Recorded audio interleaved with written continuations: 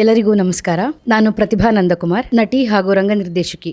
ಎಲ್ಲರಿಗೂ ವಿಶ್ವ ರಂಗಭೂಮಿ ದಿನಾಚರಣೆಯ ಶುಭಾಶಯಗಳು. ನಿಮಗೂ ರಂಗಭೂಮಿಗೂ ಎಷ್ಟು ವರ್ಷದ ನಂಟು?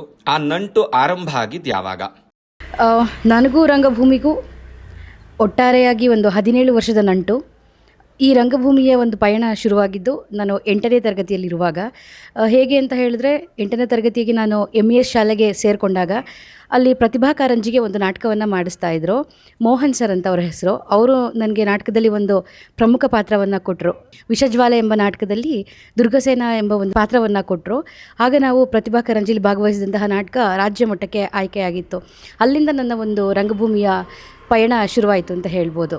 ಅದಾದ ಮೇಲೆ ನಾನು ಪ್ರತಿಭಾ ಕಾರಂಜಿಯಲ್ಲಿ ಮಾಡಿದಂತಹ ಪ್ರದರ್ಶನದಿಂದ ಕಾಂತರಾಜ್ ಸರ್ ಅಂತ ಒಬ್ಬರು ಮೇಷ್ಟ್ರು, ಅವರು ನಮಗೆ ಜಡ್ಜಾಗಿ ಬಂದಿದ್ದರು. ಆಗ ಅವರು ನನ್ನ ಪರ್ಫಾಮೆನ್ಸ್ ನೋಡಿ, ನಮ್ಮದೊಂದು ರಂಗ ತಂಡ ಇದೆ, ಆ ತಂಡಕ್ಕೆ ನೀನು ಸೇರಿಕೊಳ್ತೀಯಾ ಅಂತ ಹೇಳಿ ಕೇಳಿದಾಗ ಖಂಡಿತ ಸೇರಿಕೊಳ್ತೀನಿ ಅಂತ ಹೇಳಿ, ಅವರು ಕಲಾ ಸೇವಾ ಸಂಘ ಅಂತ ನಮ್ಮ ಚಿಕ್ಕಮಗಳೂರಿನ ತುಂಬ ಹಳೆಯ ಒಂದು ರಂಗ ಸಂಸ್ಥೆ, ಆ ಸಂಸ್ಥೆಗೆ ನನ್ನನ್ನು ಕರ್ಕೊಂಡೋಗಿ ಜಾಯಿನ್ ಮಾಡಿಸಿದ್ರು. ಈ ಸಂಸ್ಥೆ 1947ರಲ್ಲಿ ಚಿಕ್ಕಮಗಳೂರಲ್ಲಿ ಪ್ರಾರಂಭವಾಗಿದ್ದು ತುಂಬ ಹಿರಿಯ ಸಂಸ್ಥೆ. ಈ ಸಂಸ್ಥೆಗೆ ನನ್ನನ್ನು ಕಾಂತರಾಜ್ ಸರು ಕರ್ಕೊಂಡೋಗಿ ಸೇರಿಸಿದ್ರು. ಅಲ್ಲಿಂದ ನನ್ನ ರಂಗಭೂಮಿಯ ಪಯಣ ಇನ್ನೂ ಹೆಚ್ಚಾಗಿ ಶುರುವಾಯಿತು. ರಂಗಭೂಮಿಯ ಮೇಲೆ ಆಸಕ್ತಿ ಹುಟ್ಟಿದ್ದು ಹೇಗೆ? ಪರಂಪರಾನುಗತವಾಗಿ ಮನೆಯಲ್ಲಿ ತಂದೆ ಅಥವಾ ಅಣ್ಣ ಯಾರಾದರೂ ಆ ಫೀಲ್ಡಲ್ಲಿ ಇದ್ದವರು, ಅಥವಾ ನೀವೇ ಮೊದಲು ಬಂದವರು? ರಂಗಭೂಮಿ ಮೇಲೆ ಆಸಕ್ತಿ ಹೆಚ್ಚಾಗಿದ್ದು ನಾನು ಕಲಾ ಸೇವಾ ಸಂಘಕ್ಕೆ ಸೇರಿಕೊಂಡಾಗ ಒಬ್ಬರು ನಿರ್ದೇಶಕರನ್ನು ಕರೆಸಿ ಒಂದು ರಂಗತಂಡ ಹೇಗೆ ಒಂದು ನಾಟಕವನ್ನು ಎಲ್ಲರ ಮುಂದೆ ಪ್ರದರ್ಶನ ಮಾಡ್ತಾರೆ, ಎಷ್ಟು ತಾಲೀಮನ್ನು ಮಾಡ್ತಾರೆ, ಯಾವ್ಯಾವ ಪ್ರಕ್ರಿಯೆಗಳೆಲ್ಲ ಇರುತ್ತೆ ಅಂತ ನಾನು ಅಲ್ಲಿ ತಿಳ್ಕೊಂಡ ಮೇಲೆ ನನಗೆ ರಂಗಭೂಮಿಯಲ್ಲಿ ಹೆಚ್ಚಿನ ಆಸಕ್ತಿ ಪ್ರಾರಂಭವಾಯಿತು. ಅದ್ರ ಜೊತೆಗೆ ಕೂಡ ಶಾಲೆ ಕಾಲೇಜುಗಳಲ್ಲಿ ನಡೆಸಿದ ಕಾರ್ಯಕ್ರಮಗಳಲ್ಲೂ ಕೂಡ ನಾನು ಭಾಗವಹಿಸೋಕ್ಕೆ ಶುರು ಮಾಡಿದ್ರಿಂದ ಹೆಚ್ಚಿನ ಆಸಕ್ತಿ ಆಯಿತು. ನಮ್ಮ ಫ್ಯಾಮಿಲಿಲಿ ಹೇಳಬೇಕು ಅಂತ ಹೇಳಿದ್ರೆ, ಅಮ್ಮನ ಕಡೆ ಮತ್ತು ಅಪ್ಪನ ಕಡೆ ಅಜ್ಜಂದರು ಮತ್ತು ನಮ್ಮ ದೊಡ್ಡಪ್ಪ ಅವರೆಲ್ಲ ನಾಟಕಗಳನ್ನ ಮಾಡ್ತಾ ಇದ್ರಂತೆ. ಆದರೆ ನನಗೆ ಅವರು ಮಾಡ್ತಾ ಇದ್ದಿದ್ದ ನಾಟಕಗಳನ್ನ ನೋಡೋಕ್ಕೆ ಅವಕಾಶ ಸಿಕ್ಕಿಲ್ಲ. ಆದರೆ ನನ್ನ ಆಸಕ್ತಿ ಹೆಚ್ಚಾಗಿದ್ದರಿಂದ ನನಗೂ ಕಲಿಬೇಕು ಅಂತ ಇಷ್ಟ ಆಗಿ ನಾನೇ ರಂಗಭೂಮಿಯನ್ನು ಆಯ್ಕೆ ಮಾಡಿಕೊಂಡು ಮುಂದುವರೆದಿದ್ದು. ರಂಗಕಲೆಯನ್ನು ಕಲಿತದ್ದು ಎಲ್ಲಿ ಮತ್ತು ನಿಮ್ಮ ಗುರುಗಳು ಯಾರು? ನಾನು ರಂಗಭೂಮಿಯನ್ನು ಕಲಿತಿದ್ದು ಇಲ್ಲಿ ಕಲಿತಾ ಇದ್ವಿ. ಅಂದರೆ ಒಂದು ಅಮೆಚೂರು ತಂಡದಲ್ಲಿ ಇಲ್ಲಿ ಕಲಿತಾ ಇರಬೇಕಾದ್ರೆ ನನಗೆ ನೀನಾಸಂ ಅಂತ ಒಂದು ಪ್ರತಿಷ್ಠಿತ ರಂಗ ಸಂಸ್ಥೆ ನಮ್ಮ ಕರ್ನಾಟಕದಲ್ಲಿದೆ. ರಂಗಭೂಮಿಯಲ್ಲಿ ತುಡಿತಾ ಇರೋರಿಗೆ ರಂಗಭೂಮಿಯ ಶಿಕ್ಷಣವನ್ನು ನೀಡುತ್ತೆ ಅಂತ ನನ್ನ ಸ್ನೇಹಿತರು ಹೇಳಿ, ನನ್ನ ಸ್ನೇಹಿತರು ನನಗೆ ಒತ್ತನ್ನು ಕೊಟ್ಟು ನೀನಾಸಂಗೆ ಹೋಗಲಿಕ್ಕೆ ಸಹಾಯವನ್ನು ಮಾಡಿದರು. ಆಗ ನೀನಾಸಂನ ಇಂಟರ್ವ್ಯೂಯಲ್ಲಿ ಸೆಲೆಕ್ಟ್ ಆಯಿತು. 2015ನಲ್ಲಿ ನೀನಾಸಂಗೆ ಸೇರಿಕೊಂಡೆ. ನೀನಾಸಂಲ್ಲಿ ಕಲಿಸಿದಂತಹ ರಂಗ ಶಿಕ್ಷಣ ನನಗೆ ತುಂಬ ಉಪಯೋಗಕ್ಕೆ ಬಂತು. ಅಲ್ಲಿ ಗುರುಗಳು ಹೇಳಬೇಕು ಅಂತಂದರೆ ವೆಂಕಟರಮಣ ಐತಾಳ್ ಸರ್ ಇರ್ಬೋದು, ಅಕ್ಷರ KV ಅವ್ರು ಇರಬಹುದು, ಚನ್ನಕೇಶವ ಸರ್ ಇರ್ಬೋದು, ಗಣೇಶ್ ಮೇಷ್ಟ್ರು, ಆಮೇಲೆ ಮಂಜು ಮೇಷ್ಟ್ರು ಮತ್ತು ನೀನಾಸಂ ಶಿಕ್ಷಕರಿಂದ ಎಲ್ಲರೂ ಕೂಡ ನನ್ನ ಗುರುಗಳು. ಹಾಗೆ ನಾನು ಯಾರ ಹತ್ರ ಎಲ್ಲ ನಾಟಕಗಳನ್ನ ಕಲ್ತಿದ್ದೀನಿ ಮತ್ತು ನನಗೆ ರಂಗಭೂಮಿಗೆ ಬರಲಿಕ್ಕೆ ಕಾರಣ ಆಗಿದ್ದವ್ರನ್ನೂ ಕೂಡ ನಾನು ನನ್ನ ಗುರುಗಳು ಅಂತ ಹೇಳಲಿಕ್ಕೆ ಇಷ್ಟಪಡ್ತೀನಿ. ಇಲ್ಲಿಯವರೆಗೆ ಎಷ್ಟು ನಾಟಕಗಳಲ್ಲಿ ಅಭಿನಯಿಸಿದ್ದೀರಾ ಮತ್ತು ನಿಮ್ಮ ಮೊದಲ ನಾಟಕ ಯಾವುದು? ನಾನು ಇದುವರೆಗೂ ಒಟ್ಟು 35ರಿಂದ 40ಕ್ಕೆ ಹೆಚ್ಚು ನಾಟಕಗಳಲ್ಲಿ ಅಭಿನಯಿಸಿದ್ದೀನಿ. ನಾನು ಅಭಿನಯಿಸಿದ ಮೊದಲ ನಾಟಕ MES ಶಾಲೆಯಲ್ಲಿ ಅಭಿನಯಿಸಿದ್ದು ವಿಷಜ್ವಾಲೆ ಅನ್ನೋ ನಾಟಕ, ದುರ್ಗಸೇನ ಅನ್ನೋ ಒಂದು ಪಾತ್ರ. ಅದು ನನ್ನ ಮೊದಲನೆಯ ನಾಟಕ. 2ನೇ ನಾಟಕ ಬಂದು ಶಾಲೆಯಲ್ಲೇ ಮಾಡಿದ್ದು, ಅದು ಬಬ್ರು ವಾಹನ ಮಾಡಿಸಿದ್ರು ನಮಗೆ ಮೋಹನ್ ಸರ್ ಅಂತ. ಮತ್ತು ನಾನು ಇದುವರೆಗೂ 30ರಿಂದ 40 ನಾಟಕಗಳಲ್ಲಿ ಅಭಿನಯಿಸಿದ್ದೇನೆ. 700-800ಕ್ಕೂ ಹೆಚ್ಚು ಪ್ರದರ್ಶನಗಳನ್ನು ನೀಡಿದ್ದೇನೆ. ಒಂದು 15ರಿಂದ 20 ನಾಟಕಗಳನ್ನು ನಿರ್ದೇಶಿಸಿದ್ದೇನೆ. ನಿಮ್ಮ ನೆಚ್ಚಿನ ನಾಟಕ ಯಾವುದು? ನನಗೆ ತುಂಬ ಇಷ್ಟ ಅಂತ ಹೇಳಿದ್ರೆ ರಾಮಾಯಣ ನಾಟಕ ನಂಗೆ ತುಂಬ ಇಷ್ಟ. ರಾಮಾಯಣ ನಾಟಕವನ್ನು ಯಾರು ಎಲ್ಲೇ ಪ್ರದರ್ಶನ ಮಾಡಿದರೂ ಕೂಡ ಸರ್ವಕಾಲಕ್ಕೂ ಸಲ್ಲುವಂತಹ ನಾಟಕ. ಅದನ್ನು ಹೇಗೆ ರಂಗರೂಪಕ್ಕೆ ಇಳಿಸಿದ್ರು ಕೂಡ, ರಂಗಪ್ರಯೋಗವನ್ನು ಮಾಡಿದ್ರು ಕೂಡ ನನಗೆ ತುಂಬ ಇಷ್ಟ ಆಗುತ್ತೆ. ಪರ್ಟಿಕ್ಯುಲರಾಗಿ ಹೇಳಬೇಕು ಅಂದರೆ, ನಾನು ಮೊದಲನೇ ಸಲ ನೀನಾಸಂಗೆ ಹೋದಾಗ ಅಲ್ಲಿ ಪ್ರದರ್ಶನ ಮಾಡಿದ್ದು ಒರಸ್ತಿಸ್ ಪುರಾಣ ಅಂತ ವೆಂಕಟರಮಣ ಐತಾಳ್ ಅವರು ನಿರ್ದೇಶನ ಮಾಡಿದರು. ಆ ನಾಟಕ ನನಗೆ ತುಂಬಾ ಇಷ್ಟ ಆಗಿತ್ತು. ಈ ಸಿನಿಮಾ ಇರಬಹುದು, ಧಾರಾವಾಹಿಗಳಲ್ಲಿ ನಟಿಸುವವರಿಗಿರಬಹುದು, ಅವರಿಗಿರುವಂತಹ ಜನಪ್ರಿಯತೆ ಏನಿದೆ, ಅದು ನಾಟಕದವರಿಗೆ ಇಲ್ಲದೇ ಇರುವುದಕ್ಕೆ ನಿಮ್ಮ ಅಭಿಪ್ರಾಯ ಏನು? ಮತ್ತು ಅದಕ್ಕೆ ಕಾರಣಗಳೇನಿರಬಹುದು? ಅದು ನಿಜನೇ. ಸಿನಿಮಾ ಮತ್ತು ಧಾರಾವಾಹಿಗಳಲ್ಲಿ ಅಭಿನಯಿಸೋರಿಗೆ ಹೆಚ್ಚಿನ ಮನ್ನಣೆ ಸಿಗ್ತಾ ಇದೆ, ನಮ್ಮವ್ರಿಗೆ ಸಿಗ್ತಾ ಇಲ್ಲ ಅನ್ನೋಕ್ಕೆ ಏನು ಕಾರಣಗಳಿರಬಹುದು ಅಂದರೆ, ನನ್ನ ಪ್ರಕಾರ ಜನರನ್ನು ತಲುಪೋದು. ಈ ಸಿನಿಮಾ ಮತ್ತು ಧಾರಾವಾಹಿಗಳು ಹೇಗೆ ಅಂತಂದರೆ, ಮೊಬೈಲು ಮತ್ತು ಟಿ ವಿಗಳಲ್ಲಿ ಹೆಚ್ಚಿನ ಪ್ರಚಾರ ಸಿಕ್ಬಿಡುತ್ತೆ ಅವ್ರಿಗೆ. ಎಲ್ಲರ ಮನೆ ಮನೆಗೂ ತಲುಪ್ತಾರೆ, ಅವ್ರು ಯಾರು ಅಂತ ಗೊತ್ತಾಗತ್ತೆ. ಹಾಗಾಗಿ ಅಲ್ಲಿನ ಜನಗಳಿಗೆ ಹೆಚ್ಚಿನ ಮನ್ನಣೆ ಮತ್ತು ಜನಪ್ರಿಯತೆ ಸಿಗ್ತಾ ಇದೆ. ರಂಗಭೂಮಿಯಲ್ಲಿ ಯಾಕೆ ಆಗಲ್ಲ ಅಂತ ಹೇಳಿದ್ರೆ, ಒಂದು ನಿರ್ದಿಷ್ಟ ಪ್ರದೇಶದಲ್ಲಿ ನಡೆಯುವಂತಹ ನಾಟಕವನ್ನು ಒಂದು ಸಮಯಕ್ಕೆ ಒಂದು ಸಮಯ ನಿಗದಿಯಾಗಿರುತ್ತೆ, ಅದೇ ಜಾಗಕ್ಕೆ ಬಂದು ಪ್ರೇಕ್ಷಕರು ನೋಡಬೇಕಾಗಿರೋದ್ರಿಂದ ಜನಪ್ರಿಯತೆ ಸ್ವಲ್ಪ ಕಡಿಮೆ ಆಗ್ತಾ ಇದೆ. ಹಾಗೆ ತಾಂತ್ರಿಕತೆ ಮತ್ತು ಆರ್ಥಿಕವಾಗಿ ರಂಗಭೂಮಿ ಸ್ವಲ್ಪ ಹಿಂದೆ ಉಳಿದಿರೋದ್ರಿಂದ ಜನರುಗಳನ್ನ ತಲುಪೋಕ್ಕೆ ಆಗ್ತಾಯಿಲ್ಲ. ಏಕಂತಂದರೆ ಈಗ ಸಿನಿಮಾಗಳಲ್ಲಿ ನೋಡ್ಬೋದು ನಾವು, ಹೊರದೇಶಗಳಲ್ಲೆಲ್ಲ ಹೋಗಿ ಬೇರೆ ಬೇರೆ ರೀತಿ ಸೀನ್ಸ್ಗಳು, ಆಮೇಲೆ ಸೆಟ್, ರಂಗಸಜ್ಜಿಕೆ, ಕಾಸ್ಟ್ಯೂಮ್ಸ್ ಇರ್ಬೋದು, ಅದ್ದೂರಿಯಾಗೆಲ್ಲ ಹಾಕಿರ್ತಾರೆ. ಆದರೆ ರಂಗಭೂಮಿಯಲ್ಲಿ ಒಂದಿಷ್ಟು ಲಿಮಿಟೇಷನ್ ಒಳಗಡೆ ನಾಟಕಗಳನ್ನು ನಿರ್ದೇಶನ ಮಾಡಬೇಕಾಗಿರೋದ್ರಿಂದ ಇಷ್ಟೋ ಒಂದು ತಲುಪೋದು ತುಂಬ ನಮಗೆ ಕಷ್ಟ ಆಗ್ತಾ ಇದೆ. ಮತ್ತು ಆರ್ಥಿಕವಾಗಿ ಕೂಡ ರಂಗಭೂಮಿಗೆ ಅಷ್ಟು ಸಪೋರ್ಟ್ ಇಲ್ಲದೆ ಇರೋ ಕಾರಣ ಕೂಡ ನಾವು ಪ್ರಚಾರವನ್ನು ಜಾಸ್ತಿ ಹೆಚ್ಚು ಮಾಡೋಕ್ಕಾಗಲ್ಲ. ಸಿನಿಮಾದಲ್ಲಿ ಆದರೆ ಪ್ರಚಾರಕ್ಕೆ ಅಂತಲೇ ಒಂದಿಷ್ಟು ಆರ್ಥಿಕವಾಗಿ ಸದೃಢವಾಗಿರ್ತಾರೆ, ಇಷ್ಟು ಅಮೌಂಟ್ಗಳಂತ ತೆಗೆದಿಟ್ಟಿರ್ತಾರೆ. ನಮ್ಮ ರಂಗಭೂಮಿಗೆ ಬಂದಾಗ ಆರ್ಥಿಕ ಸಪೋರ್ಟ್ ಸ್ವಲ್ಪ ಕಡಿಮೆ ಇರೋದ್ರಿಂದ ಪ್ರಚಾರದಲ್ಲೂ ಕೂಡ ನಾವು ಹಿಂದೆ ಉಳಿತಾ ಇದ್ದೀವಿ ಅಂತ ಹೇಳ್ಬೋದು. ಈ ಎಲ್ಲ ನಿಟ್ಟಿನಲ್ಲಿ ಸಿನಿಮಾ ಮತ್ತು ಧಾರಾವಾಹಿಗಳಲ್ಲಿ ಅಭಿನಯಿಸೋರು ಹೆಚ್ಚು ಜನಪ್ರಿಯತೆ ಇದ್ದಾರೆ. ಬಟ್ ರಂಗಭೂಮಿಯಲ್ಲಿ ಚೆನ್ನಾಗಿ ಅಭಿನಯಿಸಿದ್ರು ಕೂಡ ಪ್ರಚಾರ ಕಡಿಮೆ ಇರೋದ್ರಿಂದ ಹೆಚ್ಚು ಜನಗಳಿಗೆ ತಲುಪೋಕ್ಕೆ ಸಾಧ್ಯ ಆಗ್ತಾ ಇಲ್ಲ ಅನ್ನೋದು ಒಂದು ಇದು. ತಾಂತ್ರಿಕವಾಗಿ ನಾವು ರಂಗಭೂಮಿಯಲ್ಲಿ ಸ್ವಲ್ಪ ಮುಂದೆ ಹೋಗಬೇಕು. ಇನ್ನು ಹೆಚ್ಚಿನ ರಂಗಸಜ್ಜಿಕೆಗಳಿರ್ಬೋದು, ಬೆಳಕು ಇರ್ಬೋದು, ಧ್ವನಿಗಳಿರ್ಬೋದು, ಸಂಗೀತ ಇರ್ಬೋದು, ಈ ಥರದ್ದೆಲ್ಲ ಉಪಯೋಗಿಸಿ ನಾವು ಈ ಥರ ಮಾಧ್ಯಮಗಳನ್ನು ಉಪಯೋಗಿಸ್ಕೊಂಡು ನಾಟಕವನ್ನು ಮುನ್ನೆಲೆಗೆ ತಗೊಂಡ್ಬಂದರೆ ಹೆಚ್ಚಿನ ಜನಪ್ರಿಯತೆನ ಪಡಿಬೋದು. ಈಗ ನೋಡಿದ್ರೆ ಬೇರೆ ವಿದೇಶಗಳಲ್ಲಿ ರಷ್ಯಾ ಇರ್ಬೋದು, ಜರ್ಮನಿ ಇರ್ಬೋದು, ಅಮೇರಿಕಾ ಇರ್ಬೋದು, ಇಲ್ಲಲ್ಲಿ ನಡೆಯುವಂತಹ ನಾಟಕಗಳು ಅಲ್ಲಿನ ಕಲಾವಿದರಿಗೆ ಹೆಚ್ಚಿನ ಮನ್ನಣೆ ಸಿಗುತ್ತೆ. ಹೇಗೆ ಅಂತ ಹೇಳಿದ್ರೆ, ಇಲ್ಲಿ ನಮ್ಮ ಭಾರತದಲ್ಲಿ ಸಿನಿಮಾ ಹೀರೋಯಿನ್ಗಳಿಗೆ ಇರುವಂತಹ ಒಂದು ಕ್ರೇಜು ವಿದೇಶಗಳಲ್ಲಿ ರಂಗಭೂಮಿ ಕಲಾವಿದರಿಗಿದೆ. ಆ ಕ್ರೇಜು ನಮ್ಮ ಭಾರತದಲ್ಲೂ ಕರ್ನಾಟಕದಲ್ಲೂ ಬರಬೇಕು ಅನ್ನೋದು ಒಂದು ನನ್ನ ಆಶಯ. ರಂಗಭೂಮಿಯನ್ನು ಉತ್ತೇಜನೆ ಮಾಡಲಿಕ್ಕೆ ಸರ್ಕಾರ ಕೈಗೊಳ್ಳಬೇಕಾಗಿರುವಂತಹ ಅಂಶಗಳು ಮತ್ತು ಸರ್ಕಾರಕ್ಕೆ ನಿಮ್ಮಿಂದ ಯಾವುದಾದ್ರೂ ಮನವಿಗಳಿದಾವ ಅಂತ? ತುಂಬ ಒಳ್ಳೆ ಪ್ರಶ್ನೆ. ರಂಗಭೂಮಿ ಮುನ್ನೆಲೆಗೆ ಬರಬೇಕು, ರಂಗಭೂಮಿ ಉಳಿಬೇಕು ಅಂತಂದರೆ ಇದಕ್ಕೆ ಸರ್ಕಾರದ ಒಂದು ಜವಾಬ್ದಾರಿ ತುಂಬಾ ಇದೆ. ಮೊದಲು ನಾವು ಟಾರ್ಗೆಟ್ ಮಾಡ್ಕೋಬೇಕಾಗಿರೋದು ಏನಂತಂದರೆ ಮಕ್ಕಳುಗಳು ಮತ್ತು ಶಾಲೆಗಳು. ಸರ್ಕಾರ ಈ ಹಿಂದೆ ರಂಗಶಿಕ್ಷಕರನ್ನ ನೇಮಕಾತಿ ಮಾಡಿಕೊಂಡಿತ್ತು. ಇತ್ತೀಚೆಗೆ ರಂಗಶಿಕ್ಷಕರನ್ನು ಯಾರನ್ನೂ ಕೂಡ ಸರ್ಕಾರ ನೇಮಕ ಮಾಡಿಕೊಂಡಿಲ್ಲ. ಪಠ್ಯದಲ್ಲಿ ರಂಗಶಿಕ್ಷಣವನ್ನು ಮಕ್ಕಳಿಗೆ ತೆಗೆದುಕೊಂಡು ಬಂದರೆ ರಂಗಭೂಮಿ ಮುನ್ನೆಲೆಗೆ ಬರಬಹುದು. ಹಾಗೆ ಮಕ್ಕಳಲ್ಲಿರುವಂತಹ ಒಂದು ಪ್ರತಿಭೆ ಅನಾವರಣ ಆಗಬಹುದು. ಅದು ಸಾಂಸ್ಕೃತಿಕವಾಗಿರ್ಬೋದು ಅಥವಾ ಶೈಕ್ಷಣಿಕವಾಗಿರ್ಬೋದು. ಮಕ್ಕಳು ಮುಂದುವರಿಯಲಿಕ್ಕೆ, ಚುರುಕಾಗಲಿಕ್ಕೆ ಒಂದು ರಂಗಭೂಮಿ ಮಕ್ಕಳಿಗೆ ತುಂಬಾ ಸಹಾಯ ಮಾಡುತ್ತೆ.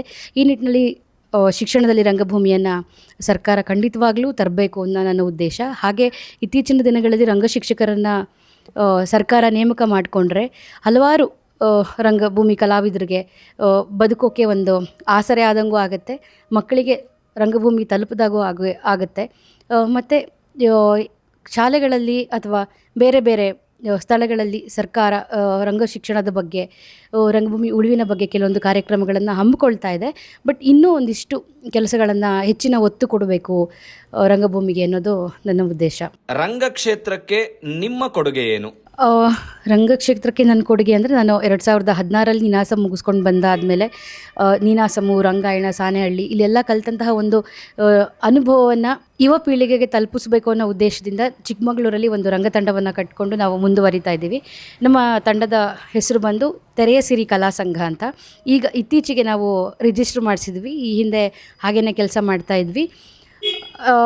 ಈ ಒಂದು ರಂಗತಂಡದ ಮೂಲಕ ಚಿಕ್ಕಮಗಳೂರಲ್ಲಿ ರಂಗಭೂಮಿಯನ್ನು ಸತತವಾಗಿ ರಂಗಭೂಮಿ ಕಾರ್ಯಗಳನ್ನು ಮಾಡಬೇಕು ಅನ್ನೋ ಉದ್ದೇಶದಿಂದ ಹಲವಾರು ನಾಟಕಗಳನ್ನು, ಜಾನಪದ ನೃತ್ಯಗಳನ್ನು, ಕಾರ್ಯಾಗಾರಗಳನ್ನು ಶಿಬಿರಗಳನ್ನು ಆಯೋಜಿಸ್ಕೊಳ್ತಾ ಬರ್ತಾ ಇದ್ದೀವಿ. ಚಿಕ್ಕಮಗಳೂರಲ್ಲಿ ಇದುವರೆಗೂ ನಾವು ಒಂದು 10 ನಾಟಕಗಳನ್ನು ಪ್ರದರ್ಶನ ಮಾಡಿದ್ದೇವೆ. ಅದು ಯುವ ಪೀಳಿಗೆಗಿರ್ಬೋದು ಮತ್ತು ಮಕ್ಕಳಿಗಿರ್ಬೋದು. ಹೆಚ್ಚಾಗಿ ಇತ್ತೀಚಿನ ದಿನಗಳಲ್ಲಿ ನಾವು ಮಕ್ಕಳ ರಂಗಭೂಮಿಯ ಕಡೆಗೆ ಹೆಚ್ಚಿನ ಒತ್ತನ್ನು ಕೊಡ್ತಾ ಇದ್ದೀವಿ. ಮಕ್ಕಳು ಒಂದು ರಂಗಭೂಮಿಯನ್ನು ಕಲಿತ್ರೆ ಅವರು ಮತ್ತು ಅವರ ಮುಂದಿನ ಪೀಳಿಗೆ ಎಲ್ಲರೂ ಕೂಡ ರಂಗಭೂಮಿಗೆ ಬರಬಹುದು ಅನ್ನೋ ಒಂದು ಉದ್ದೇಶದಿಂದ ನಮ್ಮ ಸಂಸ್ಥೆ ಕಡೆಯಿಂದ ವರ್ಷಕ್ಕೆ 2ರಿಂದ 3 ನಾಟಕಗಳನ್ನು ಚಿಕ್ಕಮಗಳೂರಲ್ಲಿ ಕಲಿಸಿ ಆ ನಾಟಕಗಳನ್ನು ಕುವೆಂಪು ಕಲಾಮಂದಿರದಂತಹ ರಂಗಮಂದಿರಗಳಲ್ಲಿ ಪ್ರದರ್ಶನವನ್ನು ಮಾಡ್ತಾ ಇದ್ದೀವಿ. ಇದರಿಂದ ಮಕ್ಕಳಿಗೆ ಆಗಿರ್ಬೋದು, ದೊಡ್ಡವ್ರಿಗಾಗಿರ್ಬೋದು ತುಂಬಾ ಉಪಯೋಗ ಇದೆ. ಅಂದರೆ ಮಾನಸಿಕವಾಗಿ, ದೈಹಿಕವಾಗಿ ಸದೃಢರಾಗೋಕ್ಕೆ ರಂಗಭೂಮಿ ಎಷ್ಟು ಇಂಪಾರ್ಟೆಂಟ್ ಅನ್ನುವಂಥದ್ದು ಇತ್ತೀಚಿನ ದಿನಗಳಲ್ಲಿ ನಮ್ಮ ಚಿಕ್ಕಮಗಳೂರಲ್ಲಿ ಗೊತ್ತಾಗ್ತಾ ಇದೆ. ಹಾಗೆ ಬೇರೆ ಬೇರೆ ಈಗ ಹೇಳ್ದಾಗೆ ಸಿನಿಮಾ ಮತ್ತು ಬೇರೆ ಮಾಧ್ಯಮಗಳಲ್ಲಿ ಆಸಕ್ತಿ ಇರುವಂಥವರು ರಂಗಭೂಮಿಯನ್ನು ಕಲಿತು ಅಲ್ಲಿಗೆ ನಮ್ಮ ತಂಡದಿಂದ ಮುಂದೆ ಹೋಗಿರೋವಂಥವ್ರು ಕೂಡ ನಾವು ಕಾಣಬಹುದು. ಚಿಕ್ಕಮಗಳೂರಲ್ಲಿ ಇದೇ ಥರ ರಂಗಭೂಮಿಯ ಜೊತೆಗೆ ಜಾನಪದ ಉಳಿವಿಗೂ ಕೂಡ ನಾವು ಕೆಲಸವನ್ನು ಮಾಡ್ತಾ ಇದ್ದೀವಿ. ಹಲವಾರು ಸರ್ಕಾರಿ ಶಾಲೆಗಳಿಗೆ ನಾವು ಉಚಿತವಾಗಿ ರಂಗ ತರಬೇತಿ ಶಿಬಿರಗಳನ್ನ ಕೂಡ ಆಯೋಜನೆ ಮಾಡ್ತಾ ಇದ್ದೀವಿ. ಈಗ ಹೇಳಬೇಕು ಅಂತ ಹೇಳಿದ್ರೆ ಏಪ್ರಿಲ್ 3ರಿಂದ 19ನೇ ತಾರೀಕು ತನಕ ನಮ್ಮದು ಬೇಸಿಗೆ ರಂಗ ತರಬೇತಿ ಶಿಬಿರ ಮಹಿಳಾಶ್ರಮ ಶಾಲೆಯಲ್ಲಿ ಪ್ರಾರಂಭವಾಗುತ್ತೆ. ಇದರಲ್ಲಿ ಕೂಡ ಮಕ್ಕಳಿಗೆ ನಾಟಕ, ನವರಸಾಭಿನಯಗಳಿಂದ ಹಿಡಿದು ಜಾನಪದ ನೃತ್ಯಗಳು, ಗೀತೆಗಳು, ಸಂಗೀತ ಎಲ್ಲದನ್ನ ಮಕ್ಕಳಿಗೆ ಕಲಿಸಿ ನಾವು ಕೊನೆಯ ದಿನದಲ್ಲಿ ಪ್ರದರ್ಶನವನ್ನು ಮಾಡುವಂತಹ ಕಾರ್ಯಗಳನ್ನು ಕೈಗೊಳ್ತಾ ಇದ್ದೀವಿ. ಮುಂದಿನ ದಿನಗಳಲ್ಲಿ ಮಹಿಳೆಯರಿಗೆ ಕೂಡ ನಾವು ರಂಗಭೂಮಿಯ ಕಾರ್ಯಾಗಾರಗಳನ್ನು ಮಾಡಬೇಕು ಅಂತ ಹಮ್ಮಿಕೊಳ್ತಾ ಇದ್ದೀವಿ. ಈ ನಿಟ್ಟಲ್ಲಿ ಚಿಕ್ಕಮಗಳೂರಲ್ಲಿ ನಮ್ಮ ಒಂದು ರಂಗಭೂಮಿಯ ಪಯಣ ಸಾಗ್ತಾ ಇದೆ. ಅದಕ್ಕೆ ಹಲವಾರು ಜನ ಕೈಗೂಡಿಸಿದ್ದಾರೆ, ನಮ್ಮ ಜೊತೆಗಿದ್ದಾರೆ. ಹೀಗೆ ಎಲ್ಲರೂ ಇರಬೇಕು ಅಂತ ಹೇಳ್ಕೊತಿದ್ದೀನಿ. ಇತ್ತೀಚೆಗೆ ಒಂದು ಖುಷಿ ವಿಚಾರ ಏನು ಅಂತಂದರೆ ಐಸಿರಿ ಚಾನಲ್ ಅವ್ರಿಗೆ ಕಲೆ ಮತ್ತು ಸಾಂಸ್ಕೃತಿಕವಾಗಿ ಹೆಚ್ಚು ಒತ್ತನ್ನು ಕೊಡ್ತಿರೋದ್ರಿಂದ ಈ ಥರ ಒಂದು ಮಾಧ್ಯಮಗಳು ನಮ್ಮಂಥ ರಂಗಭೂಮಿ ಕಲಾವಿದರಿಗೆ, ಜಾನಪದ ಕಲಾವಿದರಿಗೆ ಸಹಾಯವನ್ನು ಮಾಡಿದಾಗ, ಹೆಚ್ಚು ಒತ್ತನ್ನು ಕೊಟ್ಟು ನಮ್ಮ ಬೆನ್ನ ಹಿಂದೆ ನಿಂತು ಪ್ರೇರೇಪಿಸಿದಾಗ ಇನ್ನೂ ಹೆಚ್ಚಿನ ಕೆಲಸಗಳನ್ನ ಮಾಡಲಿಕ್ಕೆ ನಮಗೆ ತುಂಬ ಖುಷಿಯಾಗುತ್ತೆ. ಹೀಗೆ ನಿಮ್ಮೆಲ್ಲರ ಸಹಕಾರ ಜೊತೆಗಿರಲಿ ಅಂತ ಕೇಳ್ಕೊಳ್ತೀನಿ. ರಂಗಭೂಮಿಯ ಪಯಣ ಚಿಕ್ಕಮಗಳೂರಿನಲ್ಲಿ ಹೇಗೆ ಸಾಗ್ತಾ ಇದೆ? ಚೆನ್ನಾಗಿದೆ. ಇತ್ತೀಚೆಗೆ ಗೊತ್ತಾಗ್ತಾ ಇದೆ ಈಗ ಚಿಕ್ಕಮಗಳೂರಲ್ಲಿ ಈ ಥರದ್ದು ಒಂದು ತಂಡ ಇದೆ. ಮಕ್ಕಳಿಗಾಗಲಿ ದೊಡ್ಡವ್ರಿಗಾಗಿ ನಾಟಕಗಳನ್ನ ಕಲಿಸ್ತಾರೆ, ಜಾನಪದ ನೃತ್ಯಗಳಿರ್ಬೋದು, ರಂಗಭೂಮಿಗೆ ಸಂಬಂಧಪಟ್ಟಂತಹ ವಿಷಯಗಳನ್ನ ಕಲಿಸ್ತಾರೆ ಅನ್ನೋದು ಬೆಳಕಿಗೆ ಬರ್ತಾ ಇದೆ. ತುಂಬ ಜನ ಆಸಕ್ತಿ ಇರೋರು ಕೂಡ ನಮ್ಮನ್ನು ಕಾಂಟ್ಯಾಕ್ಟ್ ಮಾಡಿ ನಮ್ಮ ತಂಡಕ್ಕೆ ಸೇರೋವಂಥ ಕೆಲಸಗಳನ್ನ ಮಾಡ್ತಾ ಇದ್ದಾರೆ. ಇದರಲ್ಲಿ ನಾವು ಸಫಲರಾಗಿದ್ದೀವಿ ಅಂತ ಹೇಳ್ಬೋದು. ಒಂದು 3-4 ವರ್ಷಗಳ ಕಾಲ ಸ್ವಲ್ಪ ಕಷ್ಟ ಆಯಿತು. ಅಂದರೆ ಒಂದು ಪ್ರದರ್ಶನ ಇಡೋಕ್ಕಿಂತ ಮುಂಚೆ ಇತ್ತೀಚಿನ ನಮ್ಮ ಪ್ರದರ್ಶನಗಳನ್ನು ನೋಡಿ ತುಂಬ ಚೆನ್ನಾಗಿ ಮಾಡ್ತೀರಾ, ಪ್ರದರ್ಶನಗಳನ್ನು ಕೊಡ್ತಾ ಇದ್ದೀರಾ ಅಂತ ಹೇಳಿ ಮಕ್ಕಳನ್ನಿರ್ಬೋದು ಅಥವಾ ತಾವೇ ಆಸಕ್ತಿ ಇರೋರು ಬಂದು ನಮ್ಮ ತಂಡಕ್ಕೆ ಸೇರುವಂತಹ ಕೆಲಸಗಳು ಕೂಡ ಆಗ್ತಾ ಇದೆ. ಈ ಹಿಂದೆ ರಾಮಾಯಣ ನಾಟಕವನ್ನು ಮಾಡಿದ್ವಿ. ಅದು ತುಂಬಾ ಜನಮನ್ನಣೆಯನ್ನು ಪಡ್ಕೊಳ್ತು. ಇದೇ ರೀತಿಯಾಗಿರೋ ನಾಟಕಗಳನ್ನು ಜನರಿಗೆ ಕೊಡಬೇಕು. ಮನೋರಂಜನೆಯ ಜೊತೆಗೆ ರಂಗಭೂಮಿ ಕಡೆಗೆ ಯುವಜನತೆಯನ್ನು ಆಕರ್ಷಿಸುವಂತಹ ಕೆಲಸಗಳನ್ನು ನಾವು ಮಾಡಬೇಕು ಅಂತ ನಮ್ಮ ಸಂಘದ ಕಡೆಯಿಂದ ಅಂದ್ಕೊಂಡಿದ್ದೇವೆ. ನಿಮ್ಮ ಈ ರಂಗಭೂಮಿಯ ರಂಗ ಪಯಣದಲ್ಲಿ ನಿಮ್ಮ ಕುಟುಂಬದ ಸಹಕಾರ, ಬೆಂಬಲ ಹೇಗಿದೆ? ಕುಟುಂಬದಲ್ಲಿ ತುಂಬಾ ಸಹಕಾರ ಇದೆ. ಕುಟುಂಬದ ಸಹಕಾರ ಇರಲಿಲ್ಲ ಅಂತ ಹೇಳಿದ್ರೆ ಏನೂ ಕೂಡ ಮಾಡೋಕ್ಕಾಗ್ತಾ ಇರಲಿಲ್ಲ. ಮೊದಲಿಗೆ ನನ್ನ ಅಪ್ಪ ಅಮ್ಮ ನಾನು ಹೀಗೆ ನೀನಾಸಮ್ಗೆ ಹೋಗ್ತೀನಿ, ನಾಟಕವನ್ನೇ ಕಲಿತೀನಿ ಅಂತಂದಾಗ ಎಲ್ಲ ಪೋಷಕರು ಹೇಳಿದ್ರು, ಓಹ್ ನೀನು ನಾಟಕ ಮಾಡ್ತೀಯಾ, ನಾಟಕ ಮಾಡಿದ್ರೆ ಜನ ನಿನ್ನನ್ನು ಹೆಂಗೆ ನೋಡ್ತಾರೆ, ಈ ರೀತಿ ಯಾವುದೋ ಪ್ರಶ್ನೆಗಳನ್ನು ನನ್ನ ತಂದೆ ತಾಯಿ ಕೇಳಲಿಲ್ಲ. ನಿನಗೆ ಆಸಕ್ತಿ ಇದೆಯಾ, ರಂಗಭೂಮಿ ಕಲೀಲಿಕ್ಕೆ ಆಸಕ್ತಿ ಇದೆ, ನಿಂದೇ ಆದಂಥ ಒಂದು ವೃತ್ತಿ ಜೀವನವನ್ನು ನೀನು ರೂಪಿಸ್ಕೊಳ್ತೀಯ ಅಂತಂದರೆ ಖಂಡಿತ ಹೋಗು, ನಾವು ಸಪೋರ್ಟ್ ಮಾಡ್ತೀವಿ ಅಂತ ಇದುವರೆಗೂ ಕೂಡ ನನ್ನ ತಂದೆ ತಾಯಿ ಸಪೋರ್ಟಿವ್ ಆಗಿದ್ದಾರೆ. ಅದ್ರ ಜೊತೆಗೆ ನನ್ನ ಅಕ್ಕ ಸಪೋರ್ಟ್ ಮಾಡಿರಲಿಲ್ಲ ಅಂತಂದರೆ ನಾನು ರಂಗಭೂಮಿಗೆ ಬರೋಕ್ಕೆ ಸಾಧ್ಯನೇ ಆಗ್ತಾ ಇರಲಿಲ್ಲ. ಅವಳು ಒಂದು ಸಹಕಾರ ನನಗೆ ತುಂಬಾ ಇಂಪಾರ್ಟೆಂಟ್ ಆಗಿದೆ. ಅದ್ರ ಜೊತೆಗೆ ನಾನು ಈಗ ವಿವಾಹ ಆಗೋಕ್ಕೂ ಮುಂಚೆ ನಾನು ಮದುವೆ ಆಗಿರುವಂತಹ ವ್ಯಕ್ತಿ ಕೂಡ ನಂದಕುಮಾರ್, ಅವರು ಕೂಡ ರಂಗಭೂಮಿ ಕಲಾವಿದರು, ನಟರು ನಿರ್ದೇಶಕರಾಗಿರೋದ್ರಿಂದ ಇಬ್ಬರದು ಒಂದೇ ಪ್ರವೃತ್ತಿ ಕೂಡ ಇಬ್ಬರದು ಎರಡು ಒಂದೇ ಆಗಿರೋದ್ರಿಂದ ನನಗೆ ಅವ್ರ ಕಡೆಯಿಂದನೂ ತುಂಬ ಸಪೋರ್ಟ್ ಸಿಗ್ತಾಯಿದೆ ನನಗೆ. ಈಗ ಮದುವೆ ಆದಮೇಲೆ ಮಗು ಆಯಿತು, ಮನೇಲಿರಿ, ಕೆಲಸ ಮಾಡ್ಕೊಂಡಿರಿ, ಆ ಥರದ್ದೆಲ್ಲ ಇಲ್ಲ. ನಿನಗೇನು ಸಹಾಯ ಬೇಕು ಹೇಳು, ನಾನು ಮಾಡ್ತೀನಿ. ಮುಂದೆ ಬರಬೇಕು, ಕಲೆಯನ್ನು ಮುಂದೆ ತರಬೇಕು, ರಂಗಭೂಮಿಯನ್ನು ಬೆಳೆಸಬೇಕು ಅನ್ನೋ ನಿಟ್ಟಲ್ಲಿ ಅವರ ಸಹಾಯ ಕೂಡ ನನಗೆ ತುಂಬಾ ಮುಖ್ಯವಾಗಿದೆ. ಈಗಲೂ ಕೂಡ ಸಪೋರ್ಟ್ ಸಿಗ್ತಾ ಇದೆ, ಮುಂದೆನೇ ಸಿಗುತ್ತೆ ಅಂತ ಅಂದ್ಕೊಂಡಿದ್ದೀನಿ. ನನ್ನ ಮಗಳು ಕೂಡ, ಸನಾತನಿ ಕೂಡ ನನ್ನನ್ನು ತುಂಬ ಚೆನ್ನಾಗಿ ಅರ್ಥ ಮಾಡ್ಕೊಂಡಿದ್ದಾಳೆ. ನಾನು ನಾಟಕಕ್ಕೆ ನಿರ್ದೇಶನಕ್ಕೆ ಅಥವಾ ನಟನೆ ಮಾಡೋಕ್ಕೆ ಹೋಗ್ತೀನಿ ಅಂತಂದ್ರೆ ಮಗು ನನಗೆ ಬಾಯಿ ಮಾಡಿ ಕಳಿಸುತ್ತೆ. ಅಮ್ಮ ಅಂತ ಜಾಸ್ತಿ ಏನು ಹಠ ಮಾಡೋದಿಲ್ಲ. ಅವಳ ಸಹಕಾರ ಕೂಡ ನನಗೆ ತುಂಬಾ ಮುಖ್ಯ ಆಗಿದೆ.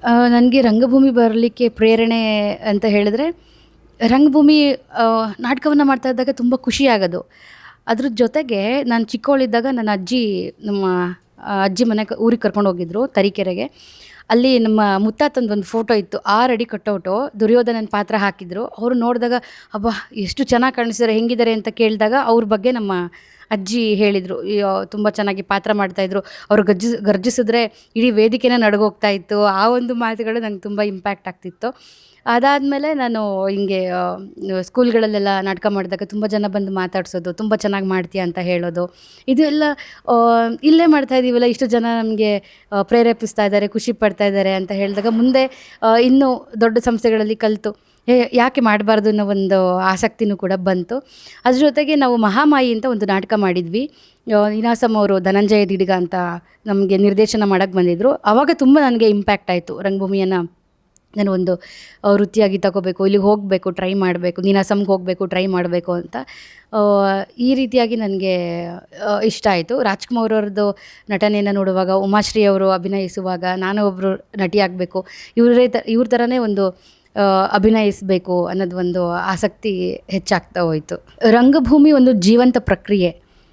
ಈಗ ಸಿನಿಮಾ ಸೀರಿಯಲ್ಗಳಲ್ಲಿ ಅಭಿನಯಿಸುವಾಗ ಟೇಕ್ ತಗೊಳ್ತಾರೆ, ಕಟ್ ಮಾಡ್ತಾರೆ. ಬಟ್ ರಂಗಭೂಮಿಯಲ್ಲಿ ನಾವು ವೇದಿಕೆ ಮೇಲೆ ಅಭಿನಯಿಸುವಾಗ ಪ್ರೇಕ್ಷಕರು ಮತ್ತು ನಟರ ನಡುವೆ ಒಂದು ಅವಿನಾಭಾವ ಸಂಬಂಧ ಇರುತ್ತೆ, ನೇರ ಒಂದು ಸಂಪರ್ಕ ಇರುತ್ತೆ.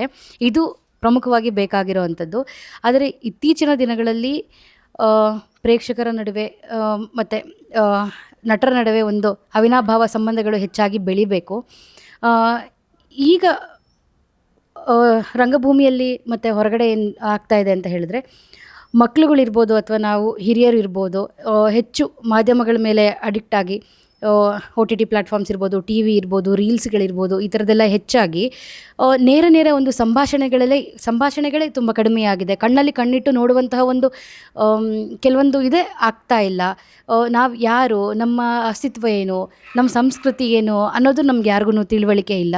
ಒಂದಿಷ್ಟು ಬೇರೆ ರೀತಿಯ ಕೆಲಸಗಳಿಗೆ ತೊಡಗಿಸ್ಕೊಳ್ತಾ ಇದ್ದಾರೆ.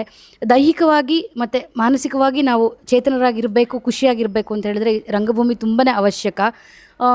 ಈ ಒಂದು ಮೊಬೈಲ್ ಇದರಿಂದ ಬಿಟ್ಟು ಬನ್ನಿ, ರಂಗಭೂಮಿಗೆ ಬನ್ನಿ, ಹೆಚ್ಚಿನ ಅವಕಾಶಗಳಿದೆ. ನಾವೇನು, ನಮ್ಮ ತನ ಏನು, ನಮ್ಮ ಸತ್ವ ಏನು ಅನ್ನೋದನ್ನು ತಿಳ್ಕೊಬೋದು, ನಮ್ಮ ಕಲೆ ಸಂಸ್ಕೃತಿಗಳನ್ನು ಉಳಿಸಬಹುದು.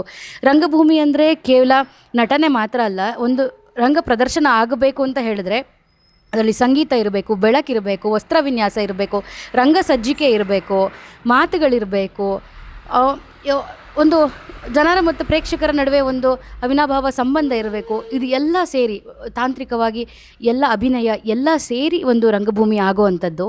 ಹಾಗಾಗಿ ರಂಗಭೂಮಿ ನಮ್ಮ ಜೀವನದಲ್ಲಿ ತುಂಬ ಅತ್ಯಂತ ಮುಖ್ಯವಾದ ಒಂದು ಭಾಗ ಆಗಿರೋದ್ರಿಂದ ರಂಗಭೂಮಿಗೆ ಹೆಚ್ಚಿನ ಜನ ಬರ್ತಾ ಇದ್ದಾರೆ. ಉದಾಹರಣೆಗೆ ಹೇಳಬೇಕು ಅಂತ ಹೇಳಿದ್ರೆ, ದೊಡ್ಡ ಕಂಪ್ನಿಗಳಲ್ಲಿ ಕೆಲಸ ಮಾಡುವಂಥವ್ರಿಗೆ ಇತ್ತೀಚಿನ ದಿನಗಳಲ್ಲಿ ಕೆಲಸ ಬೋರಾಗಿ ನಾವೇನು ಅನ್ನೋದು ಮರ್ತೋಗಿ ರಂಗಭೂಮಿಯನ್ನು ಕಲಿಬೇಕು, ಹೊಸ ಚೇತನಕ್ಕೆ ನಾವು ಬರಬೇಕು ಅನ್ನೋ ಕಾರಣಗಳಿಂದ ಕೆಲಸಗಳನ್ನು 1 ವರ್ಷ 2 ವರ್ಷ ರಿಸೈನ್ ಮಾಡಿ ಈ ಥರ ರಂಗಭೂಮಿ ಕಲೆಗೆ ಬಂದು ಕಲೆಯನ್ನು ಕಲಿತು ತಮ್ಮನ್ನು ತಾವು ಒಂದು ಒಳ್ಳೆಯ ವ್ಯಕ್ತಿತ್ವವನ್ನು ರೂಪಿಸ್ಕೊಂಡು ಹೋಗುವಂಥ ಉದಾಹರಣೆಗಳು ತುಂಬ ನಡೀತಾ ಇದೆ. ಬನ್ನಿ, ಜೀವಂತವಾಗಿರುವಂತಹ ರಂಗಭೂಮಿ ಕಲೆ ನಮ್ಮೊಂದಿಗಿದೆ, ಅದನ್ನು ಬೆಳೆಸೋಣ, ನಾವು ಒಂದಿಷ್ಟು ಹೊಸತನವನ್ನು ಕಲಿಯೋಣ ಅನ್ನೋದು ನನ್ನ ಒಂದು ಉದ್ದೇಶ. ಈಗ ಬೇಸಿಗೆ ಶುರುವಾಗ್ತಿದೆ, ಎಲ್ಲ ಮಕ್ಕಳಿಗೂ 2 ತಿಂಗಳು ರಜೆ ಇರುತ್ತೆ. ಹೆಚ್ಚಿನ ಜನರಿಗೆ ಏನು ಟೆನ್ಷನು ಅಂತಂದರೆ ಮೊಬೈಲ್ ಒಳಗಡೆ ಹೋಗ್ಬಿಡ್ತಾನೆ, ಏನು ಹೊರಗಡೆ ಬರಲ್ಲ ಅಂತ. ಈಗ ನಮ್ಮ ತೆರೆಸಿರಿ ಕಲಾ ಸಂಘದ ವತಿಯಿಂದ ನಾವು ಏಪ್ರಿಲ್ 3ನೇ ತಾರೀಕಿಂದ 19ನೇ ತಾರೀಕು ತನಕ 17 ದಿನಗಳ ಕಾಲ ರಂಗ ತರಬೇತಿ ಶಿಬಿರವನ್ನು ಆಯೋಜಿಸ್ಕೊಂಡಿದ್ದೇವೆ. ಪ್ರತಿ ವರ್ಷವೂ ಆಯೋಜಿಸ್ತೀವಿ. ಅದೇ ರೀತಿ ಈ ವರ್ಷ ಕೂಡ ನಾವು ರಂಗ ತರಬೇತಿ ಶಿಬಿರವನ್ನು ಆಯೋಜಿಸಿದ್ದೇವೆ. ಶಿಬಿರ ಎಲ್ಲಿ ನಡೆಯುತ್ತೆ ಅಂತ ಹೇಳಿದ್ರೆ, ಮಹಿಳಾಶ್ರಮ ಶಾಲೆ, ಹನುಮಂತಪ್ಪ ಸರ್ಕಲ್ಲು ಮಹಿಳಾಶ್ರಮ ಶಾಲೆ, ಇಲ್ಲಿ ನಡೆಯುವಂಥದ್ದು. 6ರಿಂದ 16 ವರ್ಷದ ಮಕ್ಕಳು ಇದರಲ್ಲಿ ಭಾಗವಹಿಸ್ಬೋದು. ಈ ಶಿಬಿರದಲ್ಲಿ ನಾವು ಮಕ್ಕಳಿಗೆ ನಾಟಕ, ನಾಟಕವನ್ನು ಹೇಗೆ ಅಭಿನಯಿಸಬೇಕು, ನಾಟಕದಲ್ಲಿರುವಂಥ ಹಲವಾರು ಅಂಶಗಳು ಅಂದರೆ ಕಾಸ್ಟ್ಯೂಮ್ ಇರ್ಬೋದು, ಮೇಕಪ್ ಇರ್ಬೋದು, ಅದನ್ನೆಲ್ಲ ಹೇಗೆ ನಾವು ನಿಭಾಯಿಸ್ಕೊಂಡು ಒಂದು ಪ್ರದರ್ಶನವನ್ನು ಕೊಡಬೇಕು. ಅದ್ರ ಜೊತೆಗೆ ಯಕ್ಷಗಾನ ಹೆಜ್ಜೆಗಳನ್ನು ಹೇಳ್ಕೊಡ್ತಿದ್ವಿ. ಪರ್ಟಿಕ್ಯುಲರಾಗಿ ಈ ಸಲ ನಾವು ಬಡಗುತಿಟ್ಟು ಯಕ್ಷಗಾನದ ಹೆಜ್ಜೆಗಳನ್ನು ಮಕ್ಕಳಿಗೆ ಹೇಳಿಕೊಟ್ಟು ಅದನ್ನು ಪ್ರಾತ್ಯಕ್ಷಿಕೆಯನ್ನು ಮಾಡ್ತಾ ಇರೋವಂಥದ್ದು. ಜೊತೆಗೆ ಜಾನಪದ ಕಲೆಗಳಾಗಿರುವಂತಹ ಡೊಳ್ಳು ಕುಣಿತ, ವೀರಗಾಸೆ, ಪಟ್ಟ ಕುಣಿತ, ಪೂಜಾ ಕುಣಿತ, ನಂದಿಕೋಲು, ಈ ರೀತಿಯಾಗಿರುವಂತಹ ಜಾನಪದ ನೃತ್ಯಗಳು ನಾವು ಮಕ್ಕಳಿಗೆ ಪರಿಚಯ ಮಾಡಿಸ್ತಾ ಇದ್ದೀವಿ. ಯಾಕಂದರೆ ಜಾನಪದ ಕಲೆ ಅಳಿವಿನಂಚಿನಲ್ಲಿರೋದ್ರಿಂದ ಉಳಿಬೇಕು ಅನ್ನೋ ಉದ್ದೇಶದಿಂದ ನಾವು ಜಾನಪದ ಕಲೆಗಳನ್ನು ಮಕ್ಕಳಿಗೆ ಪರಿಚಯಿಸ್ತಿದ್ದೇವೆ. ಅದ್ರ ಜೊತೆಗೆ ಭಕ್ತಿಗೀತೆಗಳಿರ್ಬೋದು, ವಚನಗೀತೆಗಳಿರ್ಬೋದು, ಜಾನಪದ ಗೀತೆಗಳು ಕಲಿತಾರೆ ಮಕ್ಕಳು.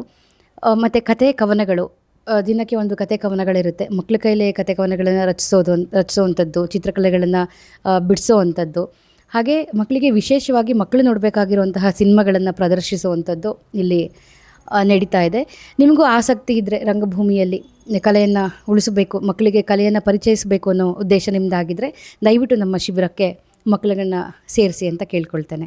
6 ವರ್ಷದಿಂದ 16 ವರ್ಷದ ಮಕ್ಕಳಿಗೆ ನಾವು ಪ್ರವೇಶಾತಿಯನ್ನು ಕೊಡ್ತಾ ಇದ್ದೀವಿ. ಪ್ರವೇಶ ಶುಲ್ಕ ಇದೆ 3,499 ರೂಪಾಯಿ, 3,500 ರೂಪಾಯಿ ನಾವು ಪ್ರವೇಶ ಶುಲ್ಕ ಇಟ್ಟಿದ್ದೀವಿ. ಈ ಪ್ರವೇಶ ಶುಲ್ಕ ಯಾಕೆ ಅಂತ ಹೇಳಿದ್ರೆ, ಹೊರಗಡೆಯಿಂದ ತುಂಬ ಸಂಪನ್ಮೂಲ ವ್ಯಕ್ತಿಗಳು ನಮ್ಮ ಶಿಬಿರಕ್ಕೆ ಬರ್ತಾರೆ. ಹಾಗೆ ಒಂದು ಶಿಬಿರವನ್ನು ನಡೆಸಬೇಕು ಅಂತ ಹೇಳಿದ್ರೆ ಅದಕ್ಕೆ ಮುಖ್ಯವಾಗಿ ಬೇಕಾಗಿರುವಂಥದ್ದು ಒಂದು ಸ್ಥಳಾವಕಾಶ ಇರಬಹುದು, ಅಥವಾ ನಾವು ಪ್ರದರ್ಶನ ನೀಡುವಂತಹ ಜಾಗಕ್ಕೆ ಕೊಡಬೇಕಾಗಿರುವಂತಹ ಶುಲ್ಕಗಳಿರ್ಬೋದು, ಸಂಪನ್ಮೂಲ ವ್ಯಕ್ತಿಗಳಿಗೆ ಕೊಡಬೇಕಾಗಿರೋ ಶುಲ್ಕ ಇರಬಹುದು. ಈ ರೀತಿ ಹಲವಾರು ಖರ್ಚು ವೆಚ್ಚಗಳನ್ನು ಕೂಡಿ ಎಲ್ಲರಿಗೂ ಕೈಗೆಟುಕುವ ರೀತಿಯಲ್ಲಿ ನಾವು ಶಿಬಿರಕ್ಕೆ ಇಷ್ಟು ಮೊತ್ತವನ್ನು ಇಟ್ಟಿದ್ದೇವೆ. ನಮ್ಮ ಶಿಬಿರ ಅಂತ ಅಲ್ಲ, ಚಿಕ್ಕಮಗಳೂರಿಗೆ ಹಲವಾರು ಶಿಬಿರಗಳು ನಡೀತಾ ಇದೆ. ನಮ್ಮದು ರಂಗಭೂಮಿ ತರಬೇತಿ ಶಿಬಿರ ಇರ್ಬೋದು, ಎಲ್ಲೋ ಒಂದು ಕಡೆ ಅಬಾಕಸ್ ಶಿಬಿರ ಇರಬಹುದು, ಅಥವಾ ಟ್ರೆಕ್ಕಿಂಗ್ ಇರಬಹುದು, ಜೀವನ ಕೌಶಲ್ಯಗಳನ್ನು ಕಲಿಸುವಂತಹ ಬೇರೆ ಶಿಬಿರಗಳಿರ್ಬೋದು. ಈಗ ಬಸವ ತತ್ವಪೀಠದಲ್ಲಿ ಕೂಡ ಶಿಬಿರ ನಡೆಯುತ್ತೆ. ಈ ಥರ ಶಿಬಿರಗಳಿಗೆ ಮಕ್ಕಳನ್ನು ಹೆಚ್ಚು ಕಳಿಸಿ. ಯಾಕಂತಂದರೆ ಬೇಸಿಗೆ ಇರೋದು, ಮಕ್ಕಳು ಮನೇಲಿ ಕೂತು ಟಿ ವಿ ನೋಡಿ, ಮೊಬೈಲ್ ನೋಡಿ ಕಾಲ ಕಳ್ಕೊಂಡು ಬಂದೆ ಅನ್ನೋ ಥರ ಇರಬಾರ್ದು. ನಮ್ಮ ಮಕ್ಕಳಿಗೆ ಹೊಸ ಒಂದು ಸ್ಕಿಲ್ನ ಕಲೀಲಿಕ್ಕೆ ಬೇಸಿಗೆ ಒಂದು ತುಂಬ ಒಳ್ಳೆಯ ಕಾಲ. 2 ತಿಂಗಳು ನಾವು ಫ್ರೀಯಾಗಿರಬಹುದು. ಆ 2 ತಿಂಗಳಲ್ಲಿ ನಾವು ಯಾವುದಾದ್ರೂ ಹೊಸ ಸ್ಕಿಲ್ಗಳನ್ನು ಮಕ್ಕಳಿಗೆ ಕಲಿತ್ರೆ ಅವರ ಒಂದು ಪ್ರಭೆನೇ ಬೇರೆ ರೀತಿಯಾಗಿರುತ್ತೆ. ಹೊಸ ರೀತಿಯ ಸ್ಕಿಲ್ಸ್ಗಳನ್ನ ಕಳಿಸಿ ಮಕ್ಕಳುಗಳನ್ನ ನಿಂತು ನೀರಾಗಿ ಮಾಡಬೇಡಿ, ಹರಿಯೋ ನೀರಾಗಿ ಮಾಡಬೇಕು. ನಾವು ಯೋಚನೆ ಮಾಡಬಹುದು, ಕಲಿಸ್ಬೇಕಾ ಬೇಡವಾ, ಅಜ್ಜಿ ತಾತನ ಮನೆಗೆ ಹೋಗಬೇಕು, ಈ ಥರ. ಈಗ ಸಿಗೋದೇ ನಮಗೆ 2 ತಿಂಗಳು. ಮಕ್ಕಳನ್ನೆಲ್ಲ ಬೇರೆ ಬೇರೆ ಕ್ಯಾಂಪ್ಗಳನ್ನ ಕಳಿಸಿ, ಅವರು ನೆಗೆದ್ರೆ ನೆಗಿಲಿ, ಜಿಗಿದ್ರೆ ಜಿಗಿಲಿ, ಟ್ರಕ್ಕಿಂಗ್ ಇರ್ಬೋದು, ಸೈಕ್ಲಿಂಗ್ ಇರ್ಬೋದು, ಹಾರ್ಸ್ ರೈಡಿಂಗ್ಸ್ ಇರ್ಬೋದು, ಈ ಥರ ಬೇರೆ ಬೇರೆ ರೀತಿಯಾದ ಶಿಬಿರಗಳಿದೆ. ಯಾವುದಾದ್ರೂ ಒಂದು ಶಿಬಿರಕ್ಕೆ ಮಕ್ಕಳುಗಳನ್ನ ಕಳಿಸಿ ಹೊಸ ಸ್ಕಿಲ್ಗಳನ್ನು ಕಳಿಸಿ. ಯಾಕೆಂದರೆ ಈ ಯುಗದಲ್ಲಿ, ಈ ಪರಿಸ್ಥಿತಿಯಲ್ಲಿ ನಾವುಗಳು ಸ್ಕಿಲ್ಗಳನ್ನು ಕಲಿಯೋದು ತುಂಬಾ ಇಂಪಾರ್ಟೆಂಟು. ನಾವು ಹೋದ ಸಲ ಎಲ್ಲ ಶಿಬಿರ ಮಾಡಿದಾಗ ಕಳರಿ ಮಾರ್ಷಲ್ ಆರ್ಟ್ಸ್ಗಳನ್ನೆಲ್ಲ ನಾವು ಪರಿಚಯ ಮಾಡಿಸಿದ್ವಿ. ಕೆಲವೊಬ್ಬರಿಗೆ ಇಂಟ್ರೆಸ್ಟ್ ಇದೆ, ಕೆಲವೊಬ್ಬರಿಗೆ ಇಂಟ್ರೆಸ್ಟ್ ಇಲ್ಲ. ಈ ರೀತಿಯಾಗಿ ಹೊಸ ಸ್ಕಿಲ್ಸ್ಗಳು ಬಂದಾಗ ದಯವಿಟ್ಟು ಕಲಿಸಿ. ಯಾಕೆಂದರೆ ಆ ಸ್ಕಿಲ್ಗಳನ್ನ ನಾವು ಪರ್ಟಿಕ್ಯುಲರ್ ಕಲಿಯಬೇಕು ಅಂತ ಒಂದು ಜಾಗಕ್ಕೆ ಹೋದಾಗ ನಿಮಗೆ ಹೆಚ್ಚಿನ ಖರ್ಚು ಕೂಡ ಆಗುತ್ತೆ, ಅಲ್ಲಿ ತೀವ್ರತೆ ಕೂಡ ಬೇರೆ ಇರುತ್ತೆ. ಅವರೇ ಇಲ್ಲಿ ಬಂದು ಕಲಿಸ್ತಾರೆ ಅಂದಾಗ ಈ ಒಂದು ಸದುಪಯೋಗನ ಖಂಡಿತವಾಗ್ಲೂ ಪಡ್ಕೊಳ್ಳಿ ಅಂತ ನಾನು ಹೇಳಲಿಕ್ಕೆ ಇಷ್ಟಪಡ್ತೀನಿ. ಹೆಚ್ಚು ಮಕ್ಕಳುಗಳನ್ನ ಶಿಬಿರಕ್ಕೆ ಹಾಕಿ, ಇದರಿಂದ ಬೇರೆ ಮಕ್ಕಳ ಜೊತೆಯಲ್ಲಿ ಬೆರೀತಾರೆ. ಹೇಗೆ ಮಾತಾಡಬೇಕು, ನಮ್ಮ ಕಮ್ಯುನಿಕೇಷನ್ ಹೇಗಿರಬೇಕು, ನಾವು ಹೇಗೆ ನಡ್ಕೊಳ್ಬೇಕು ಅನ್ನೋದು ಕೂಡ ಗೊತ್ತಾಗುತ್ತೆ. ಈಗ ನಮ್ಮಂಥ ಶಿಬಿರಗಳಿಗೆ ಹೆಚ್ಚಿನ ಮಕ್ಕಳು ತುಂಬ ಚೆನ್ನಾಗಿ ಮಾತಾಡೋವಂಥ ಮಕ್ಕಳಿರ್ಬೋದು, ಅಥವಾ ಕಡಿಮೆ ಮಾತಾಡೋವಂಥ ಮಕ್ಕಳುಗಳಿರ್ಬೋದು. ಈ ಥರ ಎಲ್ಲ ಮಕ್ಕಳುಗಳು ಮಿಕ್ಸ್ ಆದಾಗ ನನ್ನತನ ಏನು, ನಾನು ಎಲ್ಲಿ ಎಷ್ಟು ನಡೀತಾ ಇದ್ದೀನಿ, ಹೇಗೆ ಇದ್ದೀನಿ ಅನ್ನೋದು ಅವರಿಗೆ, ಅವ್ರ ಬಗ್ಗೆನೇ ಅವರು ಮನವರಿಕೆ ಮಾಡಿಕೊಂಡು ಒಂದು ಮುಂದಿನ ದಿನಗಳಲ್ಲಿ ತಾನು ಎಚ್ಚೆತ್ಕೊಂಡು ಹೆಚ್ಚಿನ ಕಲೆಗಳನ್ನು ಅಥವಾ ಸ್ಕಿಲ್ಗಳನ್ನು ಕಲಿಯೋಕ್ಕೆ, ಜನರ ಜೊತೆ ಮಿಂಗಲ್ ಆಗೋಕ್ಕೆ ಒಂದು ಸಹಾಯ ಆಗುತ್ತೆ.